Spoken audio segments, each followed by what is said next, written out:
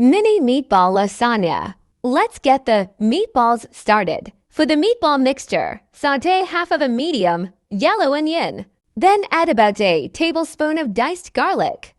For about 30 seconds, then set aside. For the meat mixture, I used half a pound of Italian sausage and half a pound of ground beef. Season with 1/2 teaspoon salt and pepper and 1 teaspoon of basil and parsley, 1/2 cup Italian breadcrumbs, 1 egg, 1/2 cup Parmesan, and your sautéed onions and garlic. I add a 1/4 cup of beef broth usually, but I only had chicken broth this time. Shape into bite-size meatballs. For this recipe I used no-boil lasagna noodles.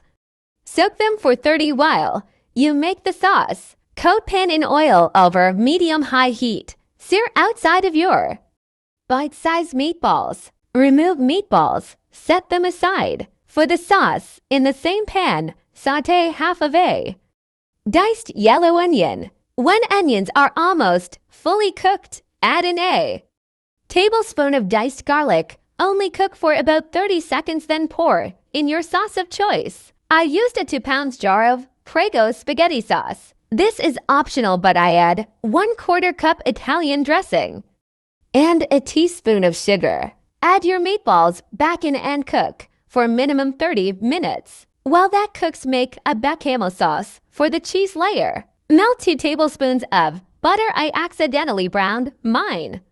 Luckily, it didn't taste burnt, so be careful. Add 2 tablespoons flour. Whisk and cook for a minute. While whisking slowly, add 3 cups milk.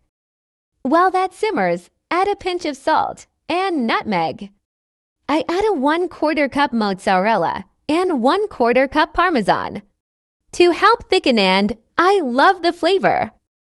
Now let's begin layering our lasagna. First, in the cheese layer, spread some bechamel, sprinkle mozzarella and Parmesan. Top with more noodles. I try to evenly space out the meatballs per noodle and add a layer of sauce. I repeat the layers one more time, putting the meatballs in the space between the previous meatball layer. There's one final layer of noodles with sauce and shredded mozzarella and Parmesan and a sprinkle of cheddar cheese and top with dried basil. You can always just chop up the meat in a pan instead of making mini meatballs. It's less time-consuming and easier to layer. In a 350 oven, bake covered for 20 minutes and uncovered for 15. Or until cheese is melted, let rest for 15 minutes before cutting.